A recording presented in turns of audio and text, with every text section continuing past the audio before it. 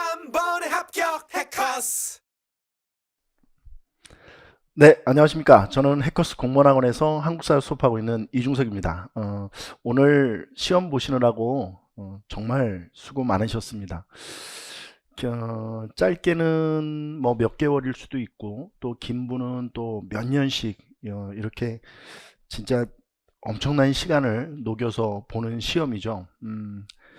매번 시험이 끝나고 나면 이제 강사들끼리는 뭐 쉬웠네, 어려웠네, 뭐 어떤 문제가 좀 이랬네, 뭐 이런 얘기들을 하곤 합니다. 근데 어, 정작 수험생분들 입장에서 보면 참 너무 어, 잔인한 시간이지 않을까 싶어요.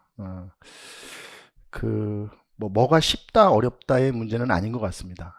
여러분들 지금까지 그 열심히 노력해온 그 결과가 또 이렇게 뭐 100분의 시간으로 결과가 만들어져야 되는 시험이다 보니까 저도 오늘 아침부터 좀 이기적인 기도를 했죠. 저한테 수업을 받은 친구들이 시험을 잘 봤으면 좋겠다. 그리고 나한테 수업을 안 들은 수험생들은 점수가 안 나왔으면 좋겠다. 뭐 이런 간절한 기도를 드렸습니다. 그래요. 어차피 시험은 끝났습니다. 시험은 끝났고, 그리고 이제 또 여러분들은 여러분들의 어떤 각자의 삶을 위해서 또 전진하거나 또 시간을 쓰셔야 합니다. 전 여러분들 믿습니다. 여러분들이 어떤 그 결과였든 간에 여러분들이 만들어낸 이 결과 겸허히 받아들이시고, 그리고 앞으로 여러분들 삶을 좀 한 발자국 한 발자국 밀고 나갈 수 있는 그런 계기가 되는 날이 되었으면 좋겠습니다. 자신 있으시죠? 여러분들 믿습니다. 그리고 너무 시험 못 보셨다고 제가 매번 얘기하지만 좌절하지 마시고, 낙심하지 마시고, 그리고 자책하지 마시고, 그렇게 오늘 하루는 좀 잘 편안하게 지내셨으면 좋겠습니다. 그동안 얼마나 마음 졸이면서 힘드셨어요. 좀 오늘 하루만이라도 좀 편안하게 며칠 정도라도 좀 지내셨으면 좋겠고, 그리고 제가 시험 볼 때마다 요즘에 일상적으로 하는 말인데요. 그 사람 죽고 사는 문제 아닙니다. 시험은 못 볼 수도 있어요. 그리고 잘 볼 수도 있는 거고요. 그러니까 여러분들 인생에서 이 한 번의 시험이 여러분들의 삶을 다 결정한다고 생각하시면 안 됩니다. 하여튼 수고하셨어요. 수고하셨고, 앞으로도 또 여러분들 어떤 일을 하시든 간에 공무원이 되시든 이 일을 계기로 해서 또 공무원을 준비를 포기하시든 아니면 내년을 기약하시든 열심히 하면 된 거예요. 그거만큼 좋은 게 어디 있겠어요. 열심히 하면 된 거고, 그리고 저도 항상 우리 수험생들하고 강의하면서 얘기하지만 저도 최선을 다했거든요. 저도 된 거예요. 뭐 제가 가르친 문제가 나왔느니 안 나왔느니, 뭐 적중했느니 안 적중했느니, 그런 얘기를 뭐가 필요하겠어요. 저도 최선을 다했고 여러분들도 최선을 다했으니 결과가 어떻든 간에 겸허하게 결과를 받아들이고 우리 또 뭐 한 발자국씩 걸어 나가면 되는 거 아니겠습니까?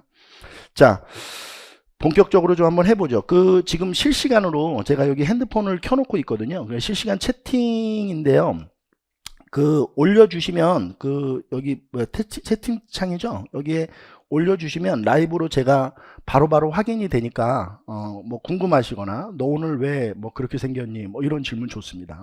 하여튼 너 오늘 말 버벅댄다 뭐 이런 것도 좋아요. 하여튼 허심탄회하게 글 올려주시면 제가 또 답변을 좀 바로바로 이렇게 말로써 전달할 수 있도록 하겠습니다. 자, 2023년 6월 10일에 치러진 서울시 지방직 한국사 라이브 해설을 지금부터 시작할 수 있도록 하겠습니다. 자, 총평부터 좀 보시죠. 비책형 기준으로 말씀을 드리겠습니다. 시험 보시느라고 일단 먼저 수고하셨습니다. 긴 시간 동안 애쓴 보람이 있는 시험이었기를 간절하게 바랍니다. 이번 2023년 서울시 지방직 9급 한국사 시험은 작년과 비교했을 때는 아주 조금 어려웠어요. 그러니까 근데 여기서 이제 조심하셔야 될 게 있습니다. 작년 시험이 너무 쉬워서 상대적인 기준으로 봤을 때 다소 어려워졌다는 거지, 실제로 절대적 기준으로 보면 전반적으로 한국사는 쉬워지고 있는 추세입니다. 그러니까 2022년도를 기준으로 해서 한국사는 이제 필수 과목에서 교양 과목이 되거든요. 이 교양 과목으로 명칭이 바뀌고 나서부터는 좀 아무래도 전공 과목에 비해서 난이도가 조금 낮아지고 있는 추세라는 것은 여러분들이 기억을 좀 하셔야 될 것 같고요. 뭐 전반적으로는 그렇게 어렵지 않았지만 비책형 기준으로 보았을 때 6번 사택지적비 묻는 문제, 이게 답이었죠. 근데 이게 영산강 뭐 이런 말이 나와요. 이 사택지적비는 충남 부여에 있는, 그러니까 뭐 강으로 얘기하면 금강이겠죠. 금강, 부여를 흐르는 강은 금강이니까, 영산강은 전라남도 쪽이에요. 나주, 광주, 나주, 목포 이걸 흐르고 있는 강이 영산강이거든요. 그러니까 사택지적비의 위치와 영산강은 매치가 되지 않습니다. 이 문제가 조금 지리를 까다롭게 여기시는 분들은 역시 좀 까다로웠을 것 같고요. 그 다음에 의병장 곽재우 문제인데, 제가 진짜 짜증이, 제가 이번에 그 올인원 블랭크노트 개정하면서요, 의병 문제가 지금 10년 동안 출제가 안 돼가지고 이걸 빼기로 했거든요. 근데 이게 나왔어요. 그래서 교재팀에다 지금 부랴부랴 다시 빼지 말라고 전화를 드렸습니다. 무슨 얘기냐면, 이 곽재우 문제가 그 까다로웠던 이유는 여태 기출이 안 됐던 문제라서 그래요. 그리고 또 하나, 저는 올인원 블랭크노트나 제 수업에 대한 자랑질을 잘 하지 않습니다. 근데 하나 여러분들 명심하셔야 될 게 있어요. 이 올인원 블랭크노트 안에 이 곽재우 문제를 보면 행주대첩, 행주전투라는 부분이 있거든요. 근데 그 행주대첩에 의병이 참여하지 않았다고 그 올인원 블랭크노트에 의병 X 이렇게 돼 있어요. 제 교재. 그러니까 사실은 곽재우 거기 자료에 보면 이따가 하겠지만 의병장이라고 나와 있고 거기 3번 선지가 행주대첩이라고 나와 있으니까, 이거는 올인원 블랭크노트를 잘 보신 분들은 사실은 나머지 내용들 선지를 모르셨다고 하더라도 고를 수 있으셔야 돼요. 행주대첩은 권율과 관련되어 있는 전투였고요. 그 다음에 관군과 농민이 힘을 합쳐서, 그리고 옆에다 의병 X 이렇게 돼 있거든요, 교재에. 그러니까 하여튼 뭐 무적의 블랭크 노트라는 얘기를 하는 겁니다. 아무튼 그거 좀 체크를 좀 잘 해주셔야 되고, 좀 어려웠을 것 같아요. 그 다음에 17번 문제인데요, 이규보를 묻는 문제였죠. 이규보 하면 우리가 기억해야 될 게 뭐 여러 가지가 있지만 최충원의 책사였고, 그 다음에 동명왕편이라는 역사서를 저술했는데, 이 문제는 동명왕편이라는 역사서에 대해서 묻는 문제예요. 그러니까 이규보에 대해서 묻는 척 하면서 결국은 이규보가 쓴 동명왕편을 이해하고 있느냐, 이걸 묻는 문제였거든요. 공부가 좀 안 돼, 학습 성취도가 완성되어 있지 않으신 수험생분들께서는 이규보 문제도 좀 다소 까다롭지 않았을까 생각이 됩니다. 얼마 전에 치러진 국가직 문제와 비교했을 때 사료 문항이 좀 줄었어요. 그러니까 사료가 국가직 문제에서는 사료 길이가 좀 길었거든요. 그리고 사료를 주고 선지를 좀 쉽게 내는데, 단순 제시형 문제들이 많이 출제됐다는 게 국가직과 비교해 봤을 때 그렇다는 거고요. 이번 지방직 시험에서도 얼마 전에 국가직과 같이 근현대사 비중이 높게 유지되고 있습니다. 얼마 전에 봤던 4월 8일에 봤던 국가직 시험에서도 20문항 중에서 9문항이 근현대사 파트였거든요. 이번에도 통합형 문제를 외교장과 그 동학농민운동 연결이 잘못되어 있었던 그 통합형 문제를 근대사 문제로 보았을 때 9문항이에요. 그러니까 20문항 중에서 9문항이 무려 근현대사에서 출제되고 있다라고 보시면 됩니다. 그래서 45% 정도의 출제 비중을 차지하고 있고요. 앞으로 한국사 학습 전략이나 학습을 계획하시는 분들은 이 부분 좀 잘 유념해 두셔야 돼요. 그러니까 근현대사 비중은 계속 지금 이 상태로 유지될 것 같아요. 그러니까 8문제, 9문제 정도. 그럼 뭐 정말 많은 양이거든요. 조선 정치사도 5문항이 출제됐어요. 그러다 보니까 이게 조선 정치사 5문항은 세종대왕 묻는 문제를 그 문화사 파트를 그냥 정치사로 넣어버렸어요, 저는. 그래서 정치사 문항으로 봤을 때 5문항이 출제됐기 때문에 조선부터 현대사까지 기준으로 보면 14문항입니다. 내가 구석기 유적지 그만 외우라고, 맨날 내가 진짜 하지 말라는데 맨날 유적지만 외우고, 안 나온다고 그랬잖아요, 제가. 뒤쪽 하시라고, 뒤쪽. 알겠죠? 앞으로 학습 전략 세우시는 우리 수험생분들은 좀 참고하시고요. 문항 비중을 좀 볼게요. 이게 선사 문제가 한 문제 나왔고요. 구석기 시대, 문제가 한 문제 나왔습니다. 그 아슐리안형 주먹도끼 묻는 문제였죠. 그 다음에 고대 문제가 생각보다 적죠. 제가 볼 때는 이 고대 문제가 조선사에 한 문제 가고, 그 다음에 여기 일제시대나 이쪽 근현대사 쪽에 한 문제씩 간 것 같아요. 그래서 고대사 문제가 상대적으로 적었고, 고려사 문제는 정치사가 한 문제인데 문화사가 두 문제예요. 근데 여러분들 이거 보시면 알겠지만 이 문화사가 지금 네 문제가 나왔거든요. 그리고 이 조선사에서 그 세종대왕의 그 어떤 했던 업적 묻는 문제가 사실은 문화사 파트를 공부해야 알 수 있는 문제라서, 이거를 여기를 하나를 땡기면 이 문화사 문제가 네 문제, 다섯 문제예요. 근데 이 문화사 문제가 많이 나오면 수험생들은 체감 난이도가 올라가거든요. 우리 지난번에 봤던 국가직 문제에서도 그 문화사 두 문제가 결정타였잖아요. 이것도 좀 참조를 하셔야 될 것 같아. 문화사 파트. 조선사, 고려사가 이렇게 나왔고, 조선사가 뭐 다섯 문제, 근대사가 세 문제, 일제시대. 이거 근대하고 일제시대 합치면 여섯 문항이에요.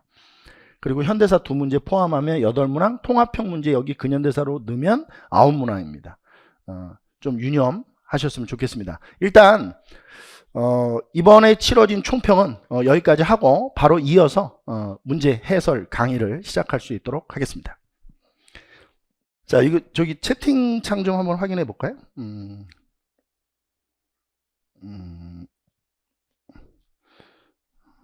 중석이 형 나 한 번만 불러줘요. 몬스터 유어. 그래. 그래. 몬스터 유어? 오케이. 중석쌤 오늘 잘생기셨어요. 병원에 가보세요. 알겠어요? 시력이 안 좋으면 병원에 가. 요즘에 그 안과 기술이 발달해 가지고 다 교정도 되고 다 됩니다. 뭐 그래요.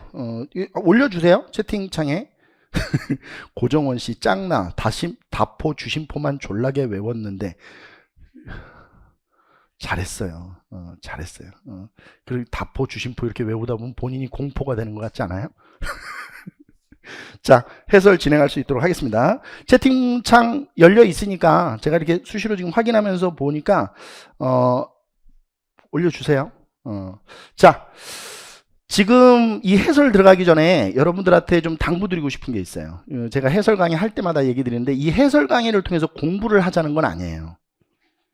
그러니까 문제 유형, 문제 스타일 이런 것만 파악하고 빨리빨리 넘어가셔야 합니다. 뭐 이거 가지고 뭐 공부를 하기 위해서 뭐 이렇게 영상을 보시거나 그럴 필요 없어요. 공부를 하기 위해 필요한 영상은 뭐 실전 동영 모의고사라든지 뭐 여러 커리큘럼이 있잖아요. 문제풀이 그 강의들이 있으니까 그 문제풀이 강의를 통해서 여러분들이 공부를 하시고, 오늘은 문제 스타일이 이렇게 나왔구나 정도만 확인하시면 될 것 같아요. 자, 1번서부터 보겠습니다. 밑줄 친 주먹도끼가 사용된 시대에 대한 설명으로 옳은 걸 골라라 그랬어요. 지금 이게 시대 묻는 문제거든요. 여기 분필이 없다. 잠깐만, 임시적으로 제가 지금 하고 있을게요. 여기 시대 묻는 문제인데 옳은 걸 찾으랍니다. 이 유적은 경기도 연천군, 우리가 이 경기도 연천 나오면 아슐리안 주먹도끼가 나와야죠. 다량으로 출토되어 더욱 많은 관심이 집중되었다. 이곳에서 발견된 주먹도끼는 그 존재 유무로 유럽과 동아시아 문화가 나뉘어진다고 한 모비우스의 학설을 무너뜨리는 결정적 증거가 되었다. 이 모비우스라는 사람이 그 양면 도끼죠. 양면 핵석기가 아프리카나 유럽에서는 발견됐는데 아시아에서는 발견이 안 됐다. 그래서 구석기 때부터 지능이 유럽과 아프리카 쪽이 더 발달해 있었다. 뭐 이런 학설을 제시했었어요. 근데 이게 이제 발견되면서 모비우스의 학설이 무너뜨린 거죠.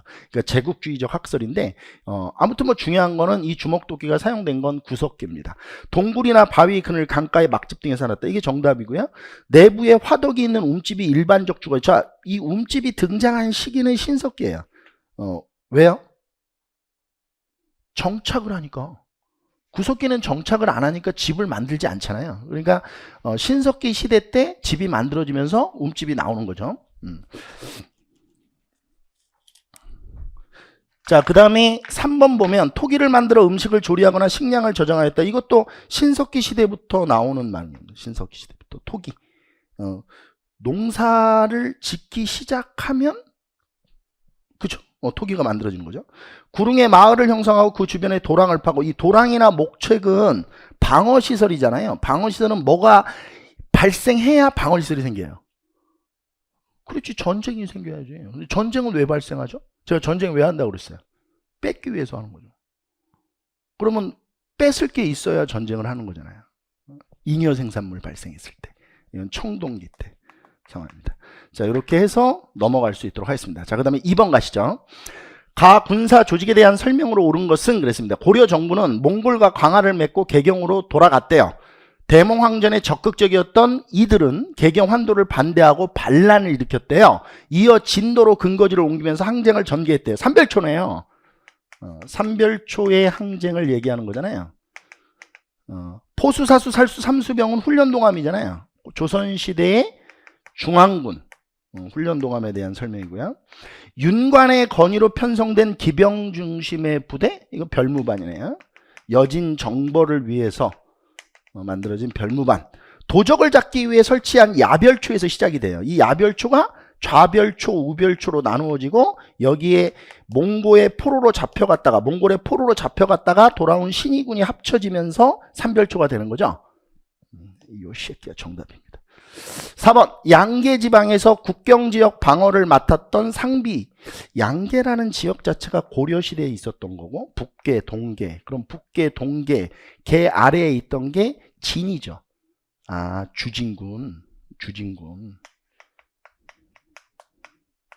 고려시대 주진군에 대한 설명입니다. 정답은 3번으로 체크를 하시면 됩니다. 그 다음에 3번 보죠. 다음과 같은 주장을 한 인물이 누구냐? 이거 사료 읽어보지 않겠습니다. 이게 일본이 양키다 이런 얘기죠. 그렇죠? 제가 수업할 때 그 기저귀의 양키화 뭐 이런 얘기 해드렸죠. 그러니까 일본과 양키는 같다. 최익현의 주장입니다. 우리 이게 나왔던 시점만 좀 정리를 다시 하셔야 될 것 같아요. 1876년에 강화도 조약이 체결되는데 강화도 조약이 이제 일본과 체결되는 우리나라 최초의 근대적 조약이거든요. 이 체결을 반대하면서 최익현이 면함 최익현 선생이 오불가소를 상소를 하죠. 지부복골 상소라고 해서 이게 이제 도끼를 들고 상소문을 올리는데 그 오불가소 중에 하나가 그러니까 5가지 이유죠. 일본과 통상 수교를 하면 안 되는 5가지 이유 중에서 하나가 바로 이거예요. 일본이 겉으로 보면 동양인처럼 생겼지만 이 새끼들은 이미 양키다. 그러니까 양키와 수교를 맺지 말아야 되듯이 일본과도 수교를 맺으면 안 된다. 이게 최익현 선생의 얘기입니다. 정답은 2번으로 체크하시고요. 박규수, 김홍집, 김윤식 이런 분들은 대부분 다 어떤 분들이냐면 개화에 대한 관심을 갖고 있는 분들이에요. 이게 최익현 이 글은 일단 위정척사죠.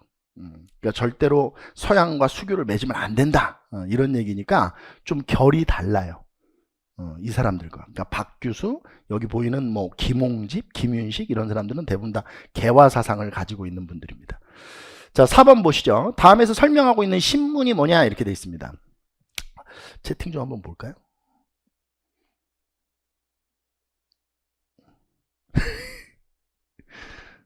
진짜 자꾸 글 안 올릴래요? 진짜 짜증나게 진짜 승질 알면서 빨리 글들 올리세요. 뭐 중석이 형 사랑해 이런 것도 좋아요.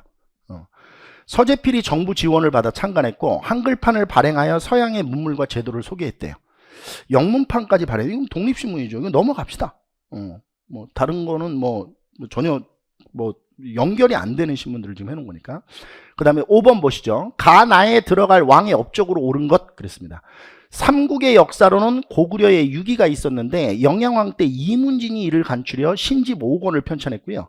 백제에서는 고흥이 서기를 어느 왕 때 하죠? 근초왕. 그러면 이 가는 근초왕이 되나요? 신라에서는 거칠부가 국사 언제 편찬해요? 진흥왕 때? 그러면 가는 근초왕, 나는 진흥왕이네. 국호를 남부여로 바꾼 사람이 누구예요? 성왕이고. 동진으로부터 불교를 받아들인 백제 왕이 누구죠? 침유왕. 연결이 안 되네.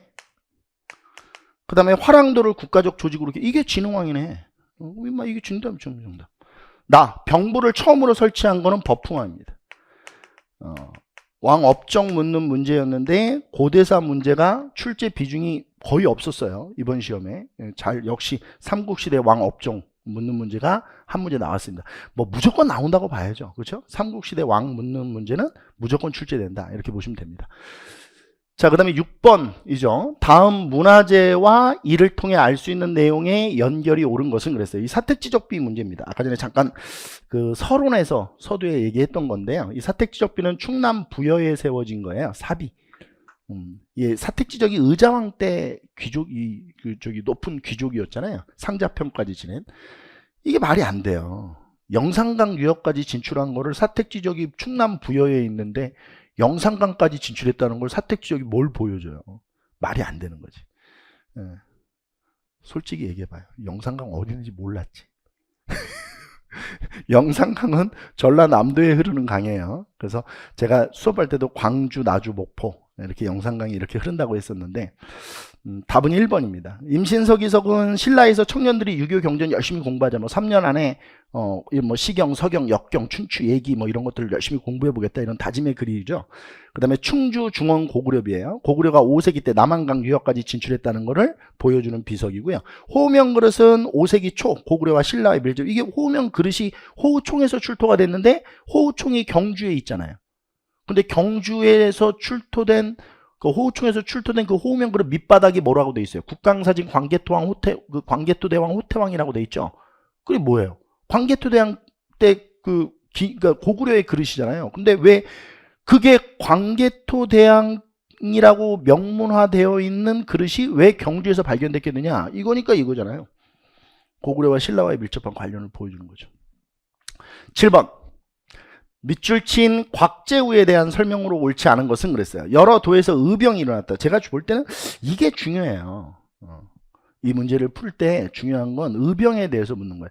그러니까 곽제우라는 사람이 누군지를 사실은 몰랐어도 의병이었다라는 것만 알아도 이 문제는 좀 풀 수 있었어야 되는데 아마 고사장에서는 이런 사고 스펙트럼이 넓어지지 않고 좁아지기 때문에 아마 좀 찾기 힘드셨던 문제였을 거예요. 홍희 장군, 이게 붉은색 옷을 입고 다녀서, 그 다음에 의령, 행주산성, 이게 답이에요. 행주산성에서는 의병들이 참여를 하지 않습니다. 이건 권율 장군과 관련된 거죠. 그리고 의병들이 이래서 중요한 거잖아요. 익숙한 지리를 활용해서 기습작전으로 일본군에 타격을 주었기 때문에 의병 부대의 활동을 우리가 배울 때 이렇게 배웠던 거 아니에요? 향토 지리에 익숙한 사람들, 그러니까 그 지역에 살고 있는 사람들이 그 지역에서 뭐 이렇게 활동을 하면서 일어난 거니까 답입니다. 그 다음에 8번 보시죠. 다음과 같은 취지로 전개된 운동에 대한 설명으로 옳은 걸 골라라 그랬어요. 아, 나 이거 재밌네요, 이거. 이게 중석영 사랑해. 이런 거 좋아요. 중석영 작고 소중해. 내가 왜 작아? 머리가 얼마나 큰데. 그 다음에, 은진미륵 중석쌤. 이거 되게 재밌다, 이거. 아, 이런 맛이구나. 이중석 폼 미쳤다. 아, 좋아. 이런 거 참 좋아. 이런 거 계속 올려줘. 이런 거. 막 신난단 말이야. 중석쌤 행주산성 뺐다네요. 뭐야, 이게 뭐야. 아, 안 뺐다니까. 전화했다니까 빼지 말라고. 또 이상하게 소문내고 그래. 블랭크노트에 있다니까. 행주산성 그 행주대첩 옆에. 의병 X 이렇게. 이런 사람이야, 내가. 이거 어디 소문 좀 빨리 내줘. 이게 제일 어려운 문제인데 블랭크노트에 딱 들어있잖아. 아, 나 오늘 할 말 다 한 것 같은데 끝내면 안 되나? 아씨. 자, 8번. 다음과 같은 취지로 전개된 운동에 대한 설명으로 옳은 것은 그랬습니다. 지금 우리들은 정신을 새로이 하고 충의를 떨칠 때이니 국채 1300만 원은 우리 대한제국의 존망에 직결된 것입니다. 이것을 갚으면 나라가 보존되고 이것을 갚지 못하면 나라가 망할 것은 필연적인 사실이나 지금 국고에서는 도저히 갚을 능력이 없으며 만일 나라에서 갚지 못한다면 그때는 이미 삼천리 강토는 내 나라 내 민족의 소유가 못 될 것입니다. 국채 보상 운동을 묻는 거예요. 나라 빚 갚자 이거죠. 나라 빚 갚자. 1907년에 대구에서 김광재, 서상돈 이런 사람들을 중심으로 시작된 운동이죠.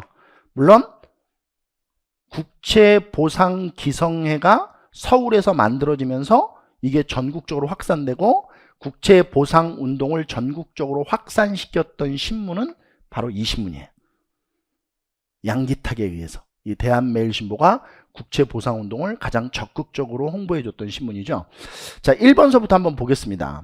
조선영평사는 1900 일제시대 때 우리 배우는 거예요. 1923년 진주에서 이학찬이라는 사람을 중심으로 해서 조직된 단체인데 뭐 하는 단체예요? 이 형평이 제가 뭐라고 그랬죠? 수업 시간에?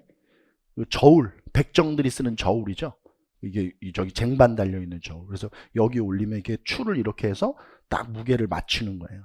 그래서 이런 저울과 같은 세상에서 살고 싶다.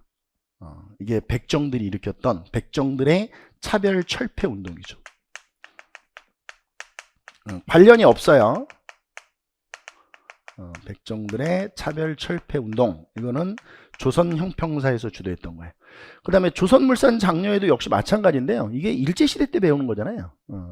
1920년대 초, 그죠? 그 회사령이 20년에 폐지되죠. 회사령 폐지되면서 우리 국내 기업들을 보호할 목적으로 우리나라 기업에서 만든, 우리 기업이 만든 제품을 사서 쓰자, 뭐 이런 운동이 일어났습니다. 신사참배 거부운동? 이거는 기독교에서 전개했던 거예요. 뭐 전혀 상관이 없는 건데 1907년 이거죠. 대구에서 시작되어 전국으로 확산되었다. 정답은 4번이 정답이 됩니다. 자, 그 다음에 9번 보시죠. 아까 전에 그 총평할 때 여기 이거 보니까 이거 여기도 올려왔나? 이거를 물어보는 분들이 많더라고. 아유, 그냥 혼나야 돼. 아주 다들 그냥. 아니, 이게 과거제도면 지금으로 얘기하면 수능 아니에요. 그럼 수능 어디서 주관해? 수능을 어디서 주관해? 인사혁신처에서 주관해? 확 그냥. 수능을 어디서 주관하는 거예요? 교육부에서 주관하잖아. 그럼 조선시대 교육부가 어디예요? 예조지 왜 2조야? 아이, 정말 진짜 그냥. 응? 예조지, 예조. 교육부잖아, 이 예조가. 그리고 식년시는 3년마다 보는 거니까 답이 4번이죠. 조선시대 과거제도는 문과, 작과가 있었는데 이 가운데 문과를 가장 중시하였다. 경국대전에 따르면 문과시험 업무는 예조에서 주관하고 교육부에서 주관하고 이렇게 되는 거죠. 그 다음에 정기시험인 식년시는 3년마다 실시하는 것이 원칙이었다. 이렇게 하시면 됩니다. 이거 맞았어요? 인사혁신처. 그 다음에 10번. 다음 원칙이 발표된 이후에 있었던 사실로 옳지 않은 것은 그랬습니다. 조선의 민주독립을 보장한 삼상회의 결정에 의하여 남북을 통한 좌우합작으로 민주주의 임시정부를 수립할 것, 토지개혁에 있어서 몰수, 유조권 몰수, 체감매상 등으로 토지를 농민에게 무상으로 나누어주며 민주주의 건국 과업 완수에 매진할 것, 입법기구에 있어서는 일체 그 권능과 구성방법, 운영의 권한 대안을 본 합작위원회에서 작성하여 적극적으로 실행을 기도할 것. 정리 좀 합시다. 이거 뭐예요? 이거 좌우합작 7원칙이죠?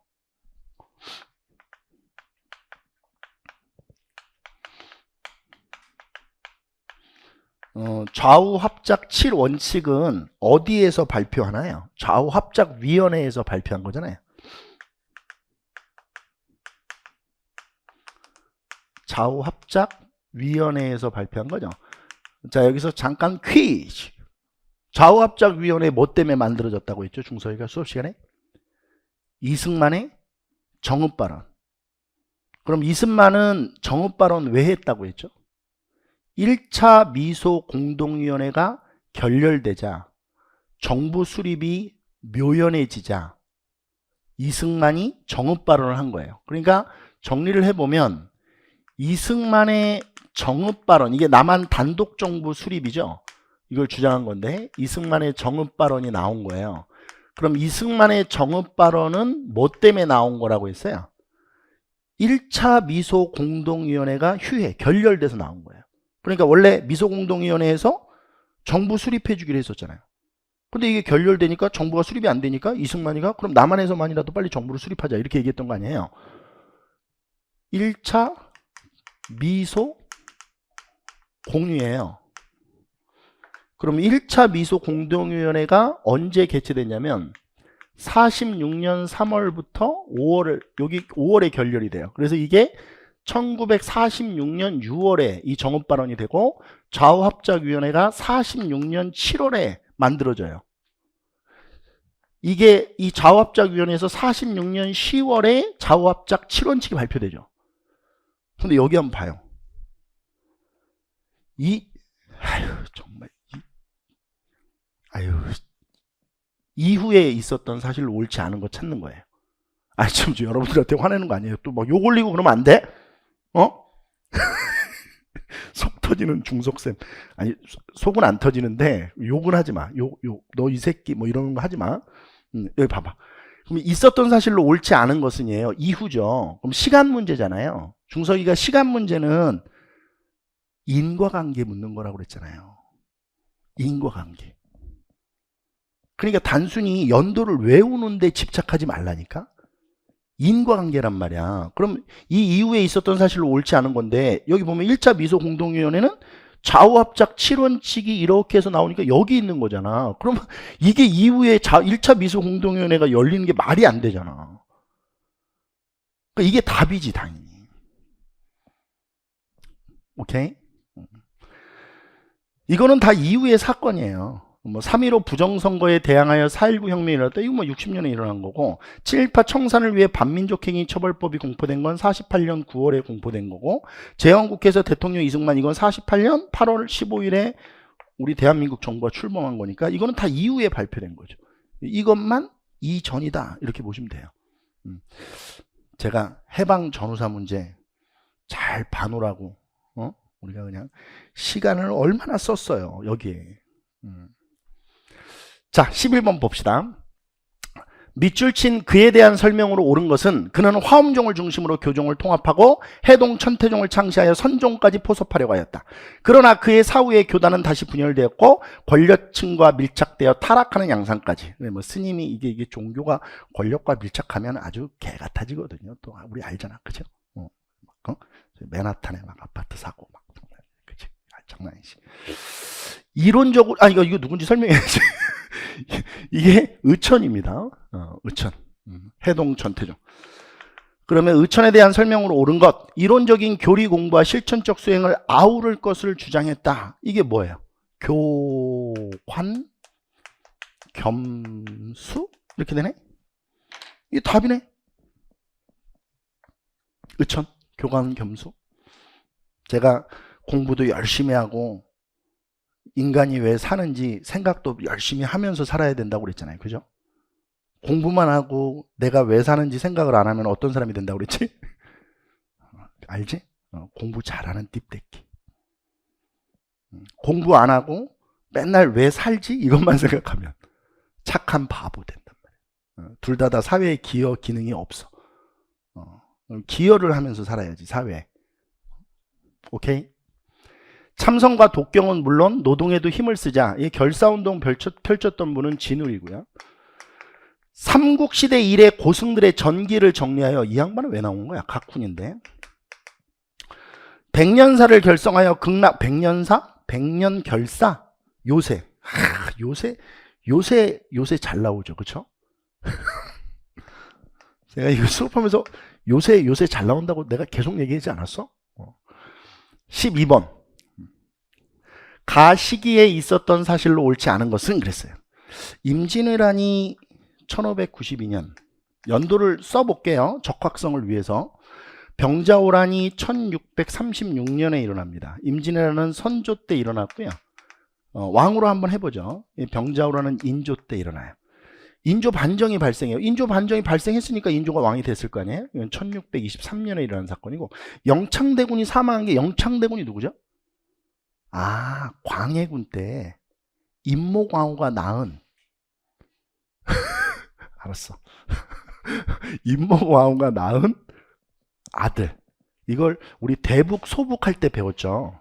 그러면 우리 그 광해군이 폐모살제 했잖아. 그것 때문에 인조반정의 원인이 되기도 했죠. 우리 폐모, 살제, 임목 대비를 폐위시키고 아우를 죽였다. 이거 어느 왕이야? 광해군이에요. 그죠? 그러면 쏙 들어가면 되네. 여기. 그 다음에 가옥립이 후금에 항복하였다. 이게 사르우 전투인데 1619년에 일어나는 전투예요. 정묘호란이 그러니까 정묘호란이 터지기 전 이렇게 보면 되는 거죠. 광해군 때. 광해군의 중리배교 할 때 배웠던 거잖아요. 사르우 전투는. 그리고 청해 인질로 끌려갔던 이 복림대군이 효종이 되는 건데요. 이 사람 언제 인질로 끌려갔는데? 병자호란한테 끌려가. 근데 끌려가지도 않았는데 귀국하면 어떡해. 아유 그냥 인과관계라고 그랬잖아 내가. 이런 문제를 틀려오시면 어떡합니까? 아유 그냥 미치겠어. 이 병자호란한테 끌려가는 거 아니에요. 그 사막사하고 소현세자 복림대군이 인질로 끌려간 게 중국 심양에 끌려간 게 병자호란 이후에 끌려간 거 아니에요? 근데 끌려가야 귀국을 하지. 끌려가지도 않았는데 귀국을 하면 어떻게. 제가 얘기했잖아요. 결혼을 해야 이혼할 수 있다고.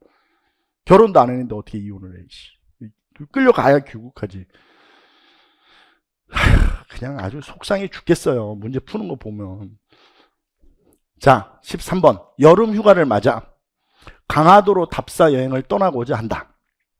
다음 중 유적과 주제의 연결이 옳지 않은 것은 그랬어요. 다 맞는데 이건 말이 안 돼요. 동학농민운동과 외교장각이 무슨 관계가 있어? 외교장각은 우리 공부할 때 뭐와 연결해서 배웠죠? 무슨 양요 나오잖아. 그래, 병인 양요 때 프랑스 군대가 강화도로 쳐들어왔을 때 그때 의궤를 가져가잖아요. 외교장각에 있던. 그러니까 외교장각과 연결되어 있는 거는 병인 양요가 나와야죠. 동학농민운동은 대부분 어디서 일어나요? 전라도 쪽에서 일어나잖아요. 1차 동학농민운동, 2차 동학농민운동 해봤자 충청, 전라 그쪽 아니에요? 외교장각 강화도까지 동학이 올라올 이유가 없죠. 정답은 1번이 정답이에요. 나머지는 다 맞는 설명이에요. 그 다음에 14번 봅시다. 조선시대 붕당의 상황에 대한 설명으로 옳지 않은 것은 그랬어요. 붕당 공부 진짜 열심히 했는데 문제 이렇게 나오면 좀 서운하죠. 그렇죠? 공부 열심히 하신 분들은. 자, 선조 때 척신정치 청산을 하기 위해서 선조가 사림을 적극적으로 등용시켜요. 그러면서 사림들의 밥그릇 싸움인 붕당정치가 시작됩니다. 처음에 척신정치 청산에 적극적 태도를 취했던 신진사림들을 동인이라고 부르고요.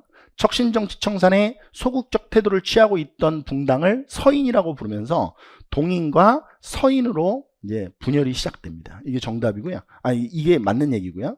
광해군 때는 북인이 집권하죠. 왜? 의병장들을 많이 배출해서. 임진왜란 때. 인조 때 왜 남인이 정권을 독점해요? 독점이에요. 오타예요. 남인이 정권을 독점한 게 아니고 거의 서인이 끌고 가죠. 왜? 인조반정 누가 했어요? 인조반정 서인이 했잖아. 그래서 2차 예송까지, 현종 때 2차 예송 때까지는 대부분 다 끌고 가는 거잖아, 서인이. 이게 잘못됐어. 숙종 때는 경신황국을 계기로 해서 서인이 노론과 소론으로 갈라집니다. 정답은 3번이 정답이 됩니다. 15번 보시죠. 조선 세종 때 있었던 사실로 옳지 않은 것은 그랬어요. 자, 중서 얼굴 좀 보세요. 우왕 기억나세요? 우왕 직지. 우왕 나도 창피해. 우왕 화통 이렇게 외우라고 그랬죠. 이거 화통도 가면 이거 고려 말 우왕 때 최무선이 설치한 거 아니에요? 그죠? 우왕 이렇게 되는 거잖아. 최무선이 설치한. 이게 왜 세종 때 설치돼? 세종 때는 그 무기 화약 제조 기법인 총통 등록이 만들어지죠. 나머지는 다 맞는 설명. 16번. 다음과 같은 강령을 발표한 단체의 활동으로 옳은 것은 그랬어요. 그거 봐. 내가 우왕, 이거 재밌잖아, 우왕. 우왕 공부 그렇게 해야 된다. 이거 우왕 직지. 완전히 이거 완벽한 적중이거든, 이런 건. 16번. 다음과 같은 강령을 발표한 단체의 활동으로 옳은 것은 그랬어요. 우리는 정치적 경제적 각성을 촉진한다. 우리는 단결을 공고히 한다. 우리는 이야, 이거 잘 봐야 되는데, 그죠? 기회주의. 어떤 애들을 기회주의라고 봤죠? 아, 이광수 같은 애들. 그 타협적 민족주의. 그럼 얘네들을 배격한다라는 게 뭐야? 아, 신간의 좌우합작. 응? 신간의. 1927년에 만들어져서 31년에 해소됐던 신간에 묻는 문제네. 조선민립대학 설립 기성회가 창립된 거는 1922년이니까 이건 말이 안 되고, 파리 강화회의 대표를, 이거 말이 안 되지. 파리 강화회는 1919년에 열리는데 60만 세운동은 1926년에 열리는 거야. 근데 신간회가 만들어지기 전이지 다. 이게 정답이에요. 광주학사항일 운동은 1929년에 일어나지 않아요? 1929년. 여기에 진상조사단 파견하잖아요. 그죠? 그래서 광주학사항일 운동을 전국적으로 확산시킨 단체가 신간회잖아요. 정답은 4번이 정답입니다. 자, 17번 보시죠. 다음 글을 쓴 인물에 대한 설명으로 옳은 걸 찾아라 그랬어요. 세상에서 동명하게 신이 한 일을 많이 말한다. 지난 개축년 4월에 구 삼국사를 얻어 동명왕 본기를 보니 그 신기한 사적이 세상에서 얘기하는 것보다 더하였다. 이게 지금 동명왕편 얘기하고 있는 거예요. 그러나 처음에는 믿지 못하고 귀신이나 환상이라고만 생각했는데 두세 번 반복해서 읽어서 점점 그 근원을 들어가니 환상이 아닌 성스러움이며, 이래서 회독이 중요한 거야. 귀신이 아닌 나 콧물 났네. 귀신이 아닌 신성한 이야기였다라는 거예요. 그러면 이규보네요. 동명왕편 쓴. 사실의 기록보다 평가를 강조한 강목체. 우리가 아는 강목체 써서 많지 않잖아. 동사 강목밖에 모르지 않아? 그 안정복이고. 당군부터 고려 충렬왕 때까지 역사를 서사시. 제왕 운기. 그 운자 잘 기억하라고 그랬죠? 선생님 동명왕편도 뭐 서사시, 그건 영웅서사시잖아. 동명왕에 대한. 단군 신화와 전설 등 민간에서 전승들을 자료로 광범위하게 수록된 건 일련의 삼국유사. 김부식의 삼국사기에 동명왕의 신이 한 사적이 생략되어 있기 때문에 동명왕편을 만든다고 얘기했던 거야. 이거 그 동명왕편 누가 썼느냐 이거 물어본 거야. 동명왕편 주고. 이규보 찾는 문제죠 뭐. 정답은 4번이 정답입니다. 그 다음에 18번 보시죠. 1910년대에 있었던 사실로 옳은 거래요. 1910년대 중국 화북지방에서 조선 독립동맹이 결성됐대. 아, 이게 어떻게 만들어진 거였냐면, 여기 좀 봐줘.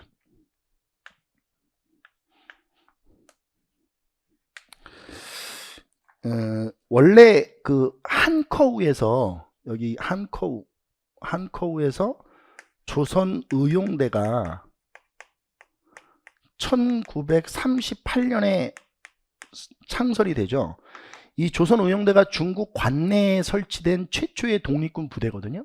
한인 독립군 부대인데, 한인 무장투쟁단체인데, 이게 41년도 로양으로 옮겨지면서 이 로양에서 갈라져요. 그래서 이 로양에서 이쪽으로 충칭으로 김원봉이 조선의용대 일부를 이끌고 충칭으로 가서 대한민국 임시정부의 한국광복군에 합류하고, 윤세주, 석정 윤세주는 조선의용대 대부분을 이끌고 이렇게 예난으로 올라가요. 예난으로. 이게 화북지대로. 그래서 이게 이동이 시작된 건 41년이고, 이렇게 해서 올라갔던 이 조선의용대가 뭐 중간에 뭐 화북조선청년연합회도 있긴 한데, 결국 기존에 있던 화북지역에 있던 조선공산주의 세력과 윤세주의 조선의용대가 연합을 해서 1942년에 조선독립동맹이 만들어져요. 그래서 이 조선 독립동맹이 했던 전투가 태항산 전투라고, 제가 수업 시간에 시간을 많이 할애해서 이야기했던 전투죠. 이 중국 팔로군과 연합해서 태항산 전투를 하게 되거든요. 물론 조선 독립동맹 산하에 있던 조선의용군이 하는 거예요. 조선 독립동맹이 하는 건 아니고 조선의용군, 이 산하 부대, 직할 부대인 이거 할 때 배웠던 거예요. 만주에서 참의부, 정의부, 신민부. 참의부는 23년, 정의부는 24년, 신민부는 25년에 3부가 조직됩니다. 20년대죠. 임병찬이 주도한 독립부군부는 1912년에 결성이 되니까 1910년대와 관련돼 있는 거는 3번이 정답이다. 조선혁명군이 양세봉의 지휘 아래 영릉가, 흥경성 이런 전투는 1930년대 초반 한중연합작전이죠. 영릉가 전투는 32년에 일어납니다. 10년대와는 상관이 없다. 정답은 3번이다. 19번 다음 주장을 한 인물에 대한 설명으로 옳은 것. 우리 조선의 역사적 발전의 전 과정은 가령 지리적 조건, 인종학적 골상, 문화 형태, 외형적 특징 등 다소의 차이는 인정되더라도 다른 문화 민족의 역사적 발전 법칙과 구별돼야 하는 독자적인 것은 아니다. 세계사적인 이론론적인 역사 법칙에 의해 다른 민족과 거의 같은 궤도. 그러니까 세계사의 보편적 발전 법칙 하에서 한국사를 체계화시킬 수 있다. 이거잖아요. 마르크스의 유물론적 사관이네. 이거죠. 마르크스의 유물사관을 바탕으로 한국사를 연구했다. 백남훈. 조선사회 경제사를 집필한. 백남훈이고, 백남훈은 사회경제사학자잖아요. 사회경제 사학을 연구했던 분이에요. 그러면 이게 우리 마르크스의 유물사관은 중서기 수업 들으면 첫 시간에 진행하는 거 아닙니까? 민족정신으로 조선의 국헌을 강조했던 사람은 박안식 선생이고요. 민족주의 사학을 계승하여 조선의 얼을 강조했던 분은 얼 하면 정인보라고 제가 얘기했죠. 진단학회를 조직하여 이병도, 손진태 이런 실증주의 사학을 연구했던 사람들이다. 이렇게 보시면 됩니다. 자, 20번입니다.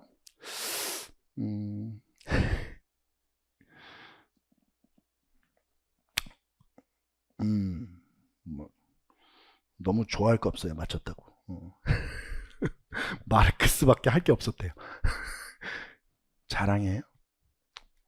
자, 그 다음에 20번. 6.25 전쟁 중 있었던 사실로 옳은 것.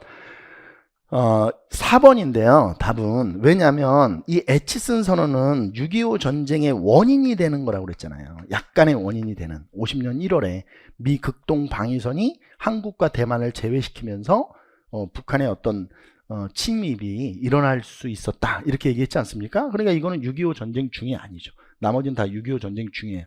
인천 상륙작전은 9월 15일. 그 다음에 이건 52년에 있으니까 6.25 전쟁 중에 있었던 거고요. 이승만이가 방공포로 내가 이거 온탕에다 똥 싼 거라고 얘기했죠. 이승만이가. 그렇죠? 53년 6월. 이후에 이제 7월에 휴전협정이 일어나니까요.